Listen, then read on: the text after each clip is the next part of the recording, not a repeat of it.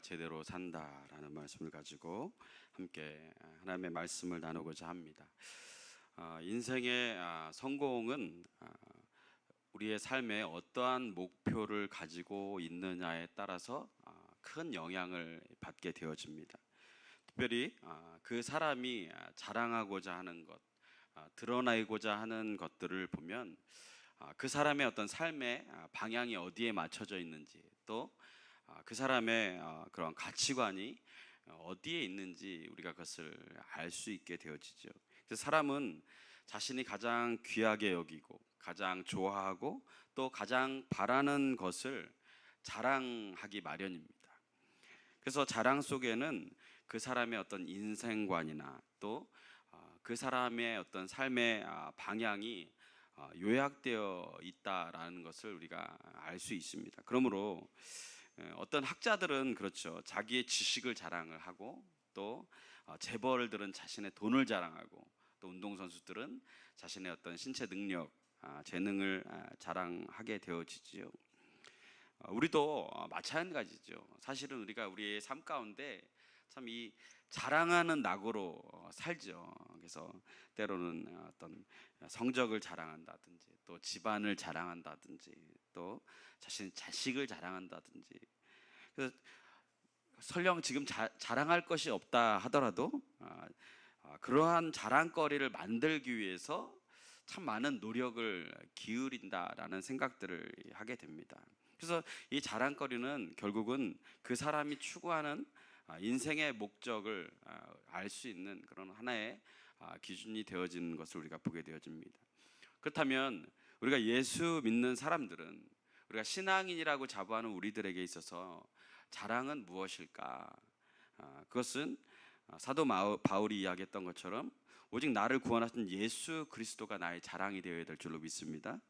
그리고 하나님의 자녀됨을 자랑해야 되는 것이죠. 예수 믿게 되었다라는 것은 이 세상에서 한 인간이 얻을 수 있는 가장 큰 축복이고 또 영광입니다. 이러한 영광스러운 삶과 가치 있는 삶을 살도록 하나님은 우리에게 선물을 주셨는데 그것이 바로 교회라는 것입니다. 예수님은 나는 포도나무에 너희는 가지라 이렇게 말씀을 하시면서 우리가 예수님과 한 몸이 된 지체가 되어야 함을 우리에게 말씀해 주고 계시죠. 그리고 우리가 주님의 지체가 된다라는 것은 뭐냐면 우리의 삶 가운데 그 열매가 맺혀져야 된다라는 것을 또 이야기할 수 있습니다. 결국 우리가 포도나무의 가지와 같이 예수님 앞에 부르심을 받았다라는 것은 우리의 삶 가운데 예수 그리스도께서 원하시는 열매가 우리의 삶 가운데 열매 맺도록 하는 것이 우리의 인생의 방향이요 또 목적이 되어야 된다라는 사실입니다. 그러니까 지체가 몸을 떠나서 살 수 없듯이 결국 교회 공동체를 떠난 믿음 생활은 온전한 믿음이라고 볼 수 없는 것입니다. 어떤 분들은 교회 생활 안 하고 그냥 나는 신앙 생활을 잘하고 있어, 믿음 생활 열심히 잘하고 있어. 근데 그것은 오해입니다. 왜냐하면 예수님은 교회의 머리가 되시기 때문에 그렇고 우리는 그 몸의 지체가 되어지기 때문에 지체가 몸을 떠나서는 살아갈 수 없습니다. 그렇기 때문에 우리는 교회를 떠난 신앙생활 잘할 수 있다라고 하는 그러한 잘못된 유혹에 빠져서는 안 되는 것입니다. 오늘날 교회의 위기는 이러한 그리스도의 몸을 분열케 하는 것으로부터 시작이 되어집니다. 우리가 서로 지체라고 하면서 하나 되지 못하기 때문에 교회의 역할과 사명을 감당할 수 없다라는 사실입니다. 사탄은 그래서 끊임없이 이 교회가 분열되어지고 지체로서의 역할을 감당하지 않도록 우리를 미혹한다라는 사실입니다. 그렇기 때문에 우리가 어떤 성도가 아프거나 또 우리의 지체가 좀 뭔가 일이 잘못되고 있거나 신앙생활을 잘 못하고 있다면 결국 그것은 교회 전체적인 문제가 되어질 수 있고 또 우리가 손가락 하나만 아파도 바늘 하나만 찔려도 이 고통은 온 몸이 느끼는 것처럼 우리 영혼 한 사람 한 사람이 느끼는 그 상처와 아픔들은 결국 교회의 아픔이 되어질 수밖에 없고 교회의 상처가 되어질 수밖에 없다는 사실입니다. 그렇기 때문에 우리는 서로가 서로를 돌아보아 서로가 믿음 안에 격려하고 세워가고 서로의 짐을 나누어지는 그러한 믿음의 공동체가 되어야 될 줄로 믿습니다. 오늘 본문은요, 교회의 하나됨을 위협하는 사탄의 실체가 무엇인지에 대해서 우리에게 보여주고 있습니다. 고린도 교회는 사도 바울이 2차 전도 여행 때 약 1년 반 동안 거주하면서 개척을 한 교회입니다. 바울은 원래 2차 선교 여행을 떠날 때에 이 고린도가 있는 유럽으로 가기보다는 자신의 인생의 최종 정착지가 그는 소아시아의 에베소였습니다. 그래서 그가 계속해서 이 2차 전도 여행 때 하나님 앞에 기도할 때에 하나님, 저는 에베소에서 개척하고 싶습니다.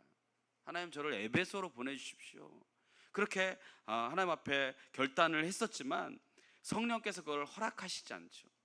그리고 성령은 에베소가 아닌 유럽으로 가도록 이 사도 바울의 발걸음을 인도해 주셨다라는 사실입니다. 여기서 우리가 알 수 있는 것은 부르심은 내 생각과 내 감정을 앞세워서 떠나가는 것이 아니라 성령의 인도하심을 받아야 된다는 사실입니다.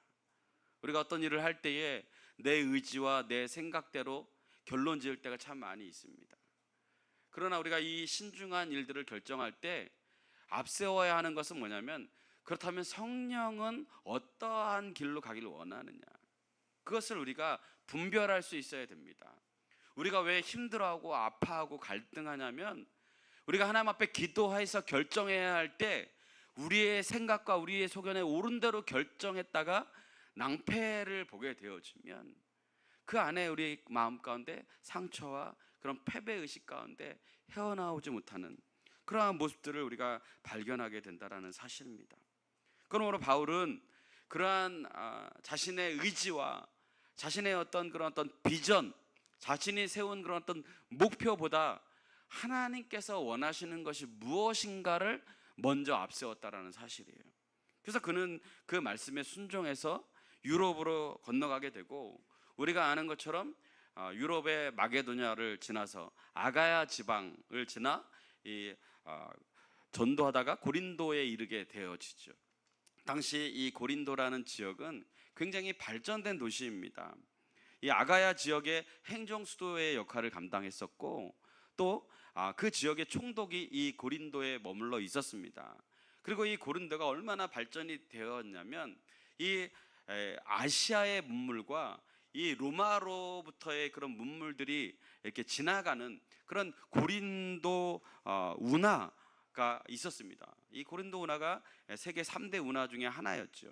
그렇기 때문에 이 로마와 아시아가 맞닥뜨려지고 지나가야만 하는 그런 통로가 되어졌기 때문에 굉장히 무역하는 입장에서는 이 발전을 할 수밖에 없는 그런 도시였다라는 사실입니다.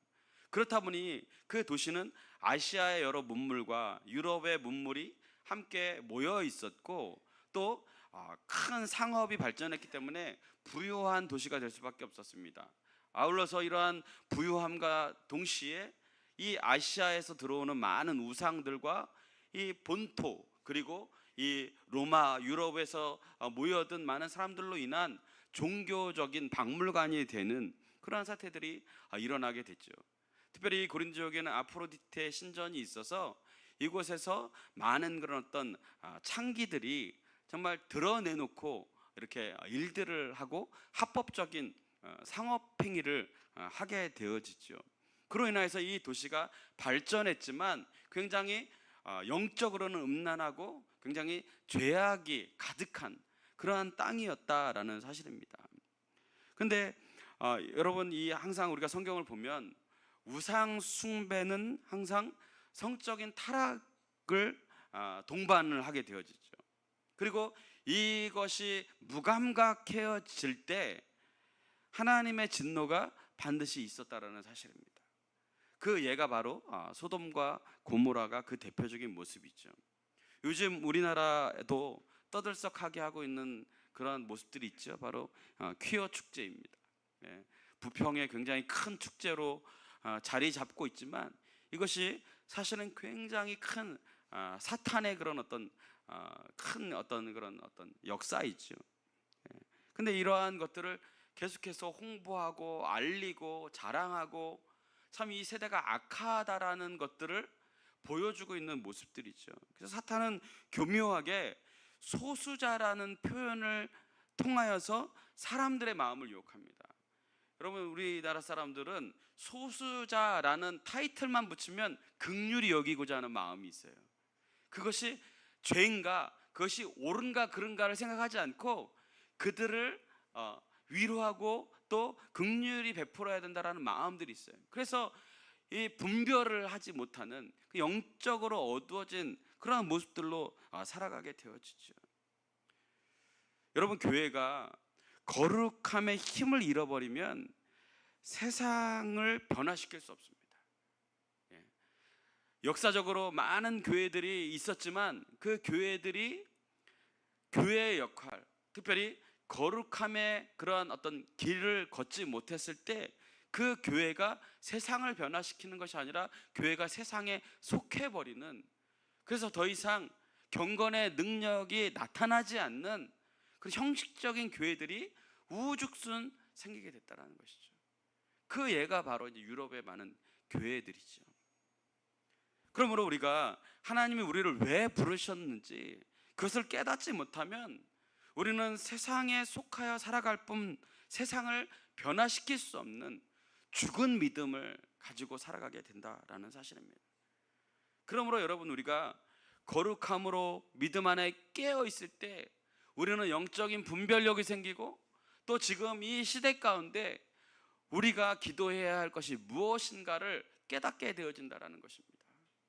우리의 가정과 지금 우리 교회의 현실과 또 이 나라의 이 모습들 앞에서 우리가 이 죄악을 깨닫지 못하고 이 아픔을 하나님 앞에 올려드리지 못한다면 그것을 통해서 우리가 우리의 마음 가운데 애통하는 마음이 일어나지 않는다면 어쩌면 우리는 우리의 신앙이 이미 병들어 있는 것이고 더 이상 우리의 믿음이 세상 가운데 빛과 소금의 역할들을 감당할 수 없을 정도로, 그래서 짜게 할 수 없는 소금과 같이 버려지는 그런 믿음의 그런 삶을 살아가지 않는가, 그것들을 우리가 돌아봐야 된다는 사실입니다.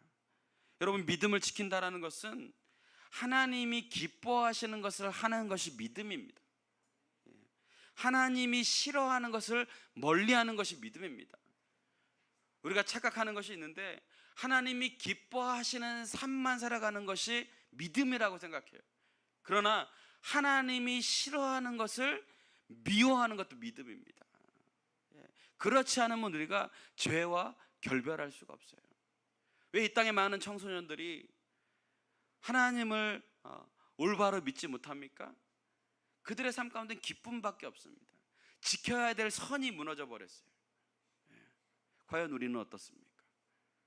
우리는 입으로 믿음을 이야기하고 입으로 하나님을 예배해야 된다라고 이야기하지만 과연 우리의 삶 가운데 우리가 서 있는 이곳은 하나님이 기뻐하시는 곳입니까? 우리가 일하는 것이, 우리가 사람들과의 만남을 통하여서 이루어가는 교제들이 과연 하나님 앞에 기쁨이 되어지느냐라는 것이죠.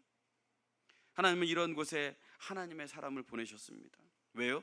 세상이 부패했기 때문에, 빛과 소금이 필요하기 때문에 하나님이 우리를 예수님의 제자로서, 주님의 증인으로서, 작은 예수로서 세상에 여러분들을 다 세워주신 것입니다.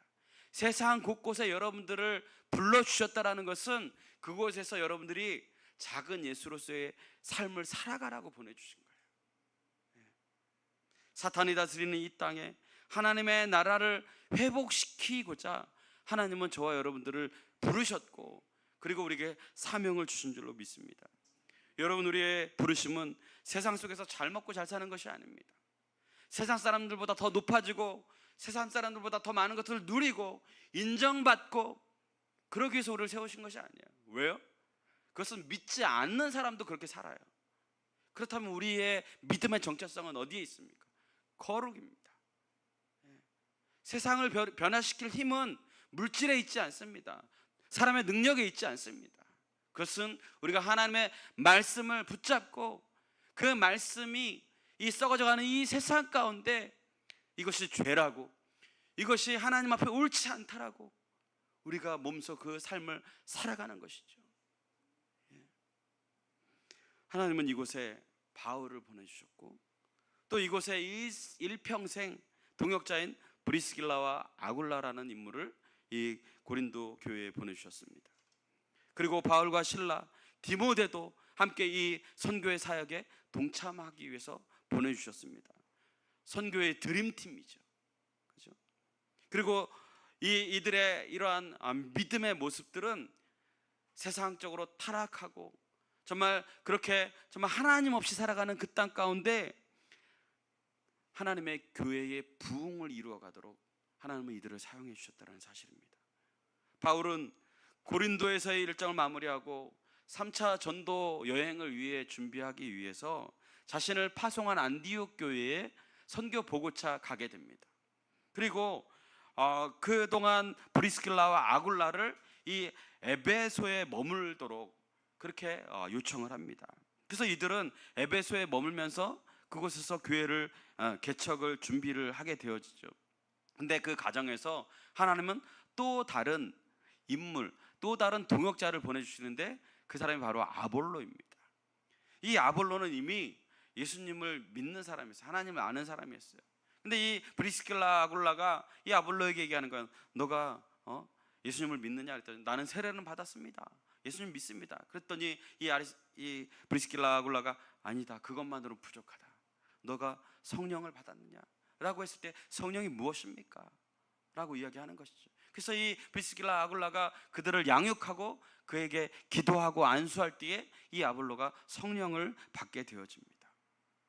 그래서 이 아볼로는 이 성령의 인도하심을 쫓아 이제 고린도 교회에 파송되어지게 됩니다. 바울의 후임자로 이 고린도 교회를 이끌어가는 그런 교회의 지도자로 사용되어지게 됩니다. 그리고 이 아볼로가 이 바울의 뒤를 이어서 교회를 세워나갈 때 하나님은 바울이 있었을 때보다 더 큰 부흥의 역사들을 이루어 가십니다. 그런데 그렇게 부흥하며 성장하고 있는 이 고린도 교회에 대해서 바울이 너무너무나 궁금합니다. 그래서 여러 경로를 통해서 이 고린도 교회의 상황을 듣게 되어지죠. 그런데 그에게 들려지는 이 고린도 교회에 대한 소식은 굉장히 심각한 문제가 있었다라는 사실이에요.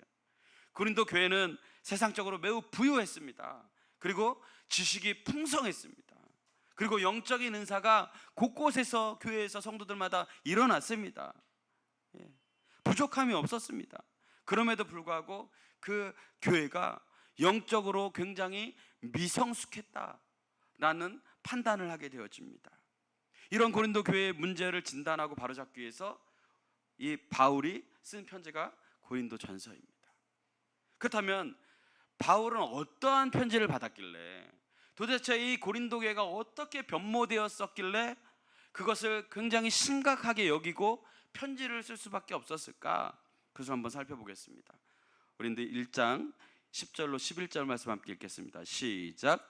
형제들아, 내가 우리 주 예수 그리스도의 이름으로 너희를 권하노니 모두가 같은 말을 하고 너희 가운데 분쟁이 없이 같은 마음과 같은 뜻으로 온전히 합하라. 내 형제들아, 글로의 이 지편으로 너희에 대한 말이 내게 들리니 곧 너희 가운데 분쟁이 있다는 것이라. 고린도 교회의 문제가 뭡니까? 분쟁이 있었다라는 것입니다. 곧 분열되어 있었다라는 사실입니다. 그렇다면 어떻게 분열되어 있었습니까? 어떤 문제로 분열되어 있었습니까? 12절 말씀 함께 읽겠습니다. 시작. 내가 이것을 말하거니와 너희가 각각 이르되 나는 바울에게, 나는 아볼로에게, 나는 게바에게, 나는 그리스도에게 속한 자라 한다는 것이니. 그러니까 이 교회가 네토막이 난 거예요. 네토막이. 교회 성도들 가운데 어떤 성도들이 얘기하는 거예요. 야, 우리가 바울에게 처음 이 복음을 들었지 않냐. 그렇기 때문에 우리 교회를 이 바울이 세웠으니까 우리가 바울을 따라야 된다. 바울의 가르침을 따라서 이 교회가 나가야 된다. 근데 또 한편에서 그런 이야기를 하는 겁니다. 아니다, 이제 바울은 그 사역을 뒤로 하고 후임자인 아볼로가 왔으니까, 그리고 아볼로가 와서 우리에게 성경을 가르쳐주고 우리 교회가 얼마나 많이 성장했냐, 그러니까 아볼로를 따라야 된다라고 이야기하는 거예요. 그러니까 또 그 옆에서 어떤 사람이 그러는 거야. 아니다, 결국은 이 복음을 통해서 처음 예루살렘 교회를 세운 예수님의 수제자인 베드로의 가르침을 따라야 된다라고 이야기를 하는 거예요. 또 어떤 사람은 아니다, 그 무엇보다도 우리가 그리스도께 속했으니까 그리스도의 뜻을 따라야 된다라고 이야기를 하지만, 겉으로는 그리스도에게 속하여야 된다고 이야기를 하지만 그들의 삶에는 교만함이 있었다라는 거예요. 그래서 성도들이 서로 비판하고 정죄하고 이렇게 줄서기에 바빴다라는 것입니다.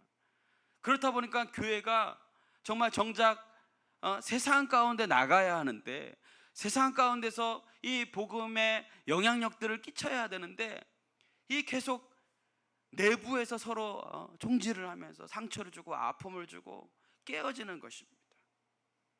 여러분, 이런 모습을 과연 누가 좋아할까요? 네? 사탄이 좋아하겠죠. 그죠? 여러분, 사탄은 우리가 잘 아는 것처럼 분열의 영입니다. 그죠? 네. 사탄은 그 사명이 뭐냐면 교회가 분열되어지는 것입니다. 그래서 교회는 예수 그리스도의 이름으로 죄로 인해서 깨어진 하나님과 사람과의 관계가 회복되어지고 하나 되어져서 하나님의 통치와 다스림 가운데 하나님의 나라를 이루어가야 하는 것인데, 하나님 앞에 그렇게 살아가려고 노력하기보다 그들의 마음 가운데 사탄이 씨를 뿌려놓는 겁니다.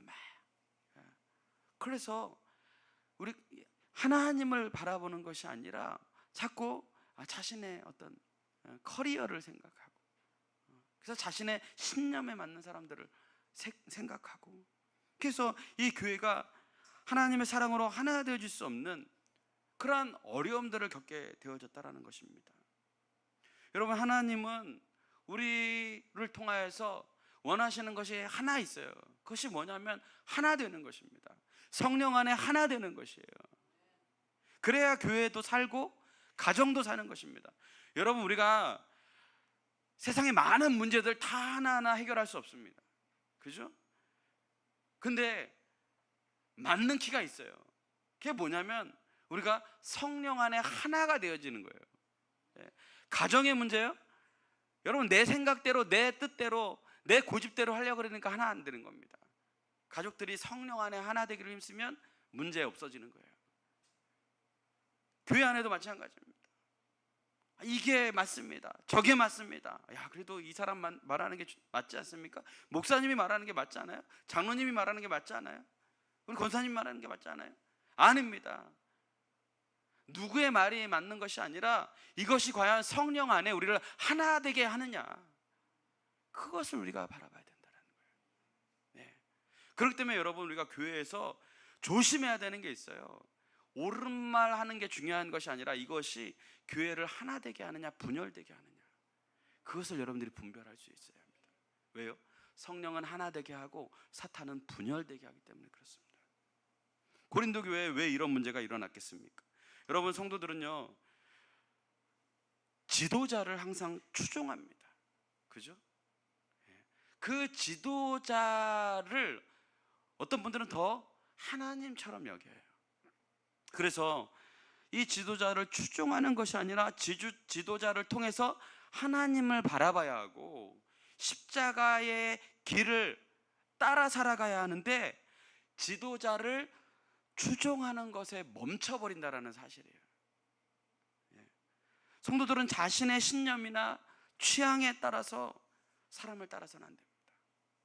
이 사람이 나에게 맞아, 이 목사님이 나에게 맞는 것 같아. 우리가 여러분 유튜브 보다 보면은 우리가 그런 거에 많이 휴역돼요. 아, 이분의 말씀이 내 마음에 맞고 내 신념에 맞는 것 같아. 그래서 내 마음을 그냥 그 목사님에게 맞춰버립니다. 물론 그것을 통해서 우리가 은혜 받는 것이 중요합니다. 그러나 과연 우리가 그 은혜를 경험했을 때 그 은혜를 통해서 우리가 교회의 하나된 일원으로 우리의 믿음이 성장해 나가느냐, 그것을 통해서 우리의 믿음이 주님을 향하게 만드느냐, 그것이 중요한 것입니다. 지도자들도 마찬가지죠. 자신들의 입지를 지키고 사람들에게 인정받고 자신의 권위에 복종하게 하려고 교만한 마음을 가지고 성도들을 이끌어서는 안 되는 거예요.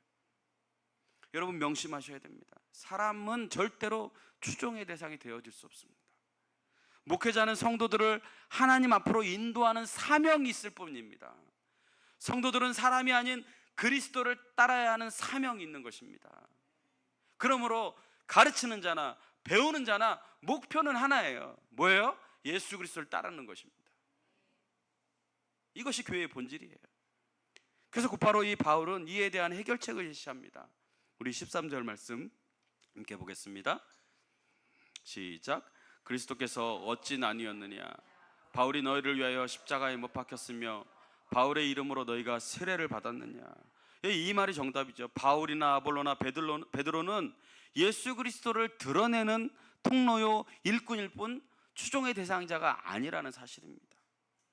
우리의 삶의 방향이 예수 그리스도께 맞춰져 있는지, 우리의 정체성이 정말 예수 그리스도를 닮아가는 데 있는지, 그것들을 우리가 살펴보고 우리가 그것을 쫓아 한마음 한뜻이 되어 나아가는 것이 바로 교회입니다. 그렇다면 왜 예수 그리스도만이 우리의 성장의 목표가 되어야 될까? 왜 이런 믿음의 위인들을 따라서 살아가면 안 될까? 그 이유는 분명합니다. 왜 그렇습니까? 그것은 사람을 목표로 하는 순간 그 사람이 무너지면 나도 무너지기 때문에 그래요. 여러분, 사람은 완전하지 않습니다. 사람은 그 누구도 완벽하지 않아요. 여러분, 우리가 숱하게 정말 유명한 목회자들이 넘어지는 모습들을 보잖아요. 여러분, 그 목회자들이 무너질 때 그 주변에 있는 성도들을 보십시오. 삽시간에 무너집니다. 저도 우리 사모와 어제 몇 가지 뉴스를 보면서 우리가 영향을 많이 받았던 목사님들이 무너지는 모습들을 보며 참 많은 안타까움들을 가졌습니다. 여러분, 저도 무너질 수 있습니다. 그렇기 때문에 제가 목표가 되어서도 안 되는 것이에요. 목회자가 목표가 되어서는 안 되는 것입니다. 넘어질 수 있습니다. 오늘날 한국교회에서 사역자들이 많이 넘어짐으로 수많은 성도들이 시험에 넘어집니다. 왜 그렇습니까? 결국 예수님을 바라봐야 하는데 사람을 추종하기 때문에 그 사람이 넘어지면 자신의 믿음이 넘어지는 것입니다. 내가 이 교회를 위해서 늘 헌신했는데, 내가 다 헌신했는데 어느 순간 내가 바라보고 추종했던 사람이 딱 넘어지니까 어떻습니까? 나도 딱 손을 떼는 거예요. 교회 타락했다는 거예요. 교회가 타락한 것이 아니죠.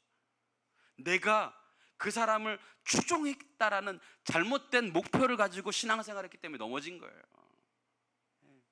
우리는 분명히 알아야 합니다. 그렇기 때문에 내가 사람 때문에 실족하고 넘어졌다, 그것은 내가 기준을 잘못 잡았었다라는 것을 여러분 깨달으시길 바라요. 우리의 믿음은 하나님 앞에서의 믿음인 거예요. 그러므로 여러분, 우리의 영적인 목표가 늘 예수 안에 있도록 여러분이 힘써 정말 주님을 바라보시고 주님 앞에 머물기를 여러분들이 노력하며 하나님 앞에 성령의 인도하심을 받으시길 바랍니다. 편지의 서두에서 바울은 자신을 하나님의 뜻을 따라 그리스도 예수의 사도로 부르심을 입었다, 그렇게 이야기하고 있습니까? 왜 사도입니까? 하나님의 뜻을 따르기 때문에 사도예요. 당시 고린도 교회 내에 여러 분파가 있었습니다. 유대인들이 있었습니다. 그들이 사도 바울이 예수님과 함께 동고동락하지 않았는데 어떻게 사도냐라고 따지는 것이에요. 그러나 사도는 하나님의 뜻을 따르는 종인데 이들이 왜 그런 문제를 제기합니까? 아니, 나도 유대인이고 사도 바울도 유대인인데, 같은 유대인들인데 왜 사도 바울은 사도냐? 그것을 지도자, 계급으로, 자신의 권력으로 받아들이니까 그런 평가를 하는 것입니다. 사도는 보냄을 받은 사람입니다. 특별히 사도 바울은 다메섹 도상에서 예수님을 만난 이후에 예수님께서 이방인을 구원하기 위해서 내가 택했다라고 얘기하지 않습니까? 이방인을 위해서 택한 하나님의 종이 사도 바울이죠. 2절에서는 바울은 편지의 수신자를 고린도에 있는 하나님의 교회라 이렇게 밝힙니다. 그러니까 복음을 전하고 가르치는 자도 사도이고 그 복음을 받고 또 영향을 받아야 될 교회도 성도입니다. 여러분, 우상과 이 환락의 대명사인 고린도, 그리고 하나님에 의해 부름받은 성결한 모임은 하나님의 교회, 이것을 함께 거론하면서 이 고린도 교회에 이 교회가 왜 존재해야 하는가, 그것을 하나님은 말씀해 주고 있다는 사실이에요. 여러분, 이 계양구에 이 교회가 왜 필요합니까? 하나님을 믿지 않기 때문에, 하나님을 따르지 않고 세상을 따르고 세상을 섬기기 때문에. 바울에 의하면 고린도 교회는 곧 그리스도 예수 안에서 거룩하여진 사람이다, 성도라 부르심을 받은 공동체였다라는 사실이에요. 여러분, 우리가 잘 아는 것처럼 헬라어로 에클레시아를 우리가 교회라고 이야기하잖아요. 밖으로라는 뜻의 에크와 불러내다라는 뜻의 칼레오의 합성어가 에클레시아라는 뜻이에요. 그러니까 밖에서 불러내었다, 하나님의 뜻을 이루기 위해서, 하나님의 복음을 위해서 밖에서 불러낸 사람들이 바로 교회다, 성도다 라고 이야기하는 거예요. 근데 여러분, 사도와 교회의 공통점이 무엇입니까? 내가 선택한 것이 아니라 하나님이 부르셨다라는 사실이에요. 왜 불러주셨습니까? 세상 가운데 거룩함의 사명을 감당하라고. 여러분, 우리의 힘으로는 거룩할 수 없어요. 그죠? 도덕, 윤리 지킬 수 있죠. 그러나 그것으로는 세상이 변화되어지지 않습니다. 오직 성령으로 거룩하여짐이라. 여러분, 하나님이 우리를 불러주신 줄로 믿습니다. 그렇다면 그것은 반드시 우리를 통하여 하나님이 거룩한 믿음의 역사를 이루어 가겠다라는 하나님의 의지와 사명이 있는 줄로 믿습니다. 고린도라는 세상은 죄와 타락과 우상을 상징합니다. 그러니까 영적으로 죄 가운데 있는 자들을 구원하시기 위해서 하나님이 저와 여러분들을 밖에서 불러내 주셨다는 사실이에요. 그것을 깨닫게 되어질 때 우리의 인생의 목적이 제 길을 찾아가게 되는 거예요. 그것을 깨닫게 되어질 때 하나님이 우리를 창조하시고 우리를 지으시고 우리를 부르신 그 인생의 참된 의미와 가치를 알게 되어진다는 사실이에요. 그러므로 교회된 여러분들은 인생의 바른 길로 가고 있는 그런 하나님의 거룩한 백성인 줄로 믿습니다. 그렇다면 하나님이 불러주신 이 사명을 감당하기 위해서 우리는 어떻게 해야 할까요? 우리 18절 말씀 함께 보도록 하겠습니다. 시작. 십자가의 도가 멸망하는 자들에게는 미련한 것이요 구원을 받는 우리에게는 하나님의 능력이라.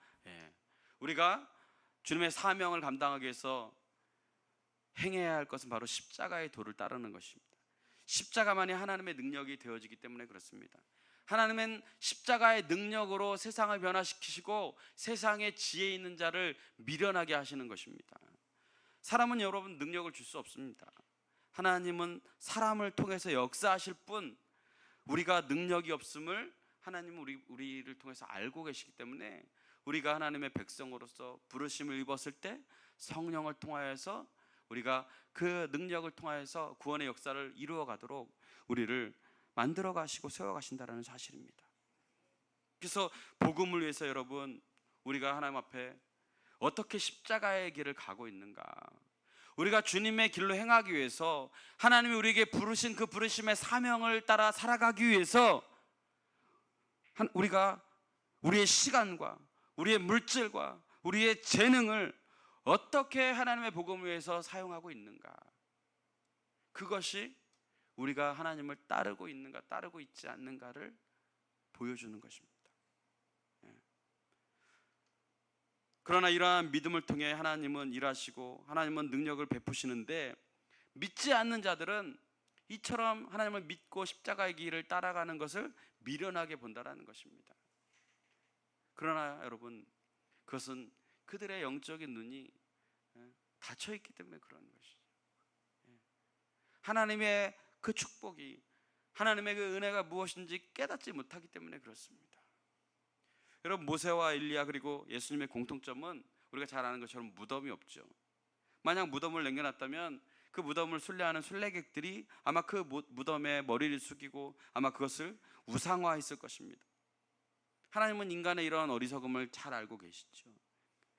그래서 이 무덤이 존재하지 않도록 하신 거예요. 이것을 통해 알 수 있는 것은 사람은 숭배의 대상이 될 수 없다는 사실이에요.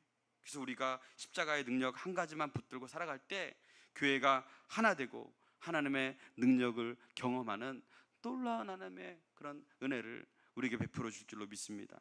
8절에서 바울은요, 고린도 교회 교인들을 향해서 그렇게 이야기하죠. 우리 8절 함께 읽겠습니다. 시작. 주께서 너희를 우리 주 예수 그리스도의 날에 책망할 것이 없는 자로 끝까지 견고하게 하시리라. 예. 우리는 다 이 땅에서 사명을 다하는 날 주님 앞에 섭니다. 예. 나이가 적든 많든 주님이 언제 부르실지 우리는 알 수 없지만 주님 앞에 서는 날 우리는 칭찬과 책망이라는 두 가지의 판결을 받게 되어지죠. 우리가 주님이 원하시는 그 십자가의 길로 나아갈 때 그리스도의 날, 주님이 우리를 부르실 그날에 책망할 것이 없는 자로 여겨질 수 있다는 사실입니다. 그리고 우리가 십자가의 길을 따라 살아가는 인생이 되어진다면 주님은 우리의 인생을 끝까지 견고하게 붙들어 주신다라는 사실입니다. 그러므로 십자가만이 하나님의 능력이 되어지고 또 그 십자가의 능력이 우리의 삶 가운데 회복되어지고 소멸되어지지 않도록 날마다 우리는 주님 앞에 나아가기를 힘써야 되는 줄로 믿습니다.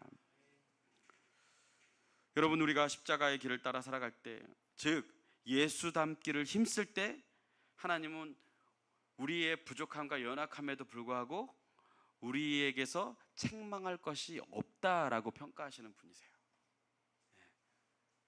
그리고 우리의 인생을 통해서 끝까지 견고하게 내가 너를 붙들겠다, 너희가 십자가의 길을 행한다면 내가 너와 함께 하겠다라고 성경에서 약속해주고 계시다라는 사실이죠.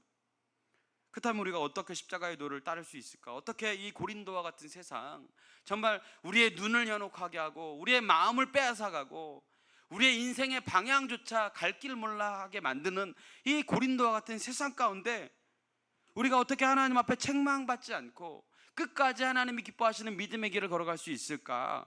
우리 9절 말씀 함께 보겠습니다. 시작. 너희를 불러 그의 아들 예수 그리스도 우리 주와 더불어 교제하게 하시는 하나님은 미쁘시도다. 바울은 세상 가운데 살아가는 백성을 불러서 교회를 세우시고 또 그리스도 예수와 교제하기를 원하시는 그 하나님의 신실하심에 대해서 우리에게 이야기를 하고 있어요. 여러분, 하나님의 신실하심은요, 하나님의 교제를 통하여서 우리에게 드러내십니다. 그래서 하나님과 친한 사람은 친하면 친할수록 하나님은 나에 대한 그 신실하심을 늘 드러내신다라는 것을 깨닫게 되어져요. 미쁘시다라는 말은 신실하다, 믿을만하다라는 뜻이죠. 여러분, 바울이 이렇게 찬양과 선언하는 것은 지금 우리의 삶의 모습, 우리의 지금 교회의 상태를 두고 이야기하는 것이 아닙니다.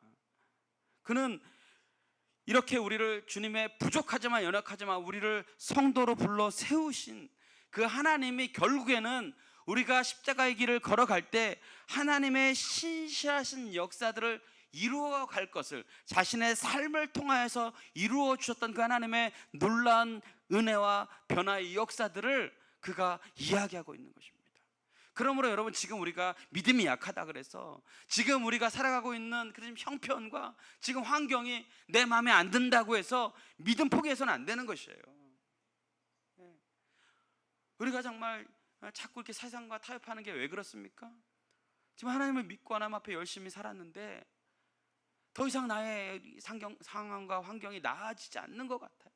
그래서 자꾸 우리의 마음 가운데 타협하고자 하는 마음이 생기고 포기하고자 하는 마음이 생기고, 그죠? 두려워하는 마음이 생기고. 그러나 여러분, 그러니까 십자가의 길입니다. 어려우니까 십자가의 길이에요. 죽음의 길이니까 고통스럽고 고난이 있는 거예요. 그러나 여러분, 고통이 있기 때문에 영광이 있는 것이고 십자가가 있기 때문에 부활이 있는 것이에요. 예수와 더불어 사는 인생만이 우리에게 소망을 줍니다. 여러분, 다윗이 하나님과 동행하며 하나님과의 시간을 중요하게 여길 때 그는 비록 13년의 시간 동안 광야를 쫓겨가며 미친 짓을 하면서 아들에게도 죽음의 위협을 당하면서도 그가 끝까지 견딜 수 있었던 단 한 가지 이유가 뭔가요? 그가 하나님과의 교제의 끈을 놓지 않았다라는 거예요. 하나님 앞에서의 시간을 보냈다라는 겁니다. 세상 앞에서의 시간을 보냈으면 그는 넘어졌을 것이고 무너졌을 것이고 더 이상 소망 없는 그런 삶을 살았을 것이에요. 그러나 그는 신실하신 하나님이시기에 내가 비록 이 길이 십자가의 길이지만 하나님이 나를 부르신 그 부르심에 순종하며 내가 견디고 인내하고, 그래서 내가 환난 중에서도 즐거워하나니 환난은 인내를, 인내는 연단은 소망을 주시는 하나님을 내가 믿기 때문에 내가 지금 이 부르심의 사명을 놓지 않고 가겠습니다. 그리할 때 하나님은 이 다윗의 인생을 역전시키시는 하나님으로, 여러분 그렇게 하나님이 쓰시지 않습니까? 여러분 인내하세요. 여러분 믿음의 길을 지키시고 하나님 앞에서의 삶을 사시고 하나님과의 친밀한 교제를 놓치지 마시기 바랍니다. 세상에 능력 있고 잘생기고 똑똑하고 물질 많은 사람 많습니다. 그런데 여러분, 하나님이 그런 사람들 거들떠도 안 봅니다. 하나님이 주목하여 보시는 분은 어떠한 상황 속에서도 주님 앞에 사는 사람이에요. 주님 앞에 그 시간을 가지고 살아가는 사람, 주님과 더불어 시간을 보내는 것을 가장 귀하게 여기는 사람, 그 사람을 하나님은 사용해 주시는 것입니다. 하나님을 자신의 성공을 위한 방편으로 여기는 것이 아니라 내가 하나님과 친밀해질 수 있다면, 내가 하나님 앞에 쓰임 받을 수 있다면 하나님이 나를 통하여서 주신 사명을 감당하겠다. 그래서 내가 나에게 허락하여 주신 모든 축복을 하나님의 영광을 위해서 드리겠다. 그래서 여러분, 예배도 해치우지 마세요. 네. 기도 때 주무시지 마세요. 피곤하다고. 네. 집에 가서 주무세요. 네. 집에 가서 시간 많은데 왜 1시간 있는 여기 와서 네? 네. 이 시간이 가장 잠이 잘 오죠. 그죠? 네. 주님을 위해, 교회를 위해 헌신하는 거 아까워하지 마세요. 하나님이 다 보고 계시고요, 하나님이 다 그거 기록하고 계십니다. 그 마음에 무슨 믿음이 볼 수 있고 무슨 하나님의 사랑이 있겠습니까? 물론 성도들 간의 교제도 필요합니다. 오늘도 우리가 함께 교제할 것입니다. 그러나 우리의 목적은 그냥 교제가 아닌 것이에요. 중요한 것은 예수와 더불어 교제하느냐.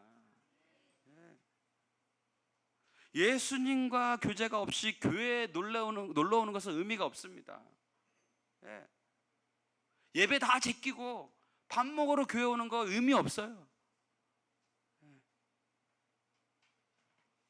중요한 것은 우리가 이 예배를 통해서, 하나님과 교제를 통해서, 이 친밀한 교제를 통해서 우리가 예수와 함께, 예수 그리스도께서 우리에게 주신 그 사랑을 흘려보내고 그것을 나누느냐, 그것이 중요한 것이죠. 교회는 왔는데 은혜는 없고 말씀도 없고 우리의 신앙에 아무런 도전도 되어지지 않고 우리의 삶에 아무런 변화도 줄 수 없는 그러한 말씀이라고 한다면 우리의 예배가 잘못되었거나 하나님이 잘못되신 분이 아니시겠습니까? 그러나 하나님은 완전하시고 신실하신 분이기 때문에 결국 그 문제는 우리 안에 있는 것입니다. 여러분, 하나님은 자신을 높이는 자를 높이십니다. 하나님께 축복받았다면 그 축복을 하나님의 부르심에 합당한 것에 사용되어질 때 하나님은 우리에게 더 큰 축복을 주시고 우리의 축복의 지경을 넓히시는 하나님이십니다. 하나님이 왜 나를 이곳에 부르셨는지, 그리고 하나님이 나에게 어떤 길을 열어주셨는지, 그리고 하나님은 교회가 하나 되기 위해서 내가 이 교회를 통해서 어떻게 드림바 되어지기를 원하시는지 우리는 물어야 됩니다. 그것을 깨닫고 순종할 수 있을 때 우리는 하나님 앞에 그 부르심에 합당한 제대로 된 인생을 살아가게 되는 것이고, 하나님은 우리의 삶을 통하여서 영광을 받으실 뿐만 아니라 이 세상 가운데 너의 거룩함이 이 세상을 구원하기 위한 나의 통로가 되어진다라는 사실을 우리를 통하여 깨닫게 하시는 줄로 믿습니다. 사탄은 끊임없이 우리로 하여금 교회에서 떠나가도록, 교회가 분열되도록 계속해서 우리를 미혹하는 것입니다. 왜요? 사탄은 교회가 하나 되는 것을 가장 두려워하기 때문에 그렇습니다. 그러므로 우리는 늘 십자가의 도를 따라 오직 우리의 자랑 되신 예수 그리스도를 닮아가기를 힘쓰며, 우리가 주님 앞에 주님과의 친밀한 교제, 주님 앞에 드려지는 시간들을 통하여서 하나님 앞에 영광 돌리며 믿음으로 승리하는 저와 여러분들이 되어주시기를 주님의 이름으로 축복합니다. 함께 기도하겠습니다. 하나님 감사합니다.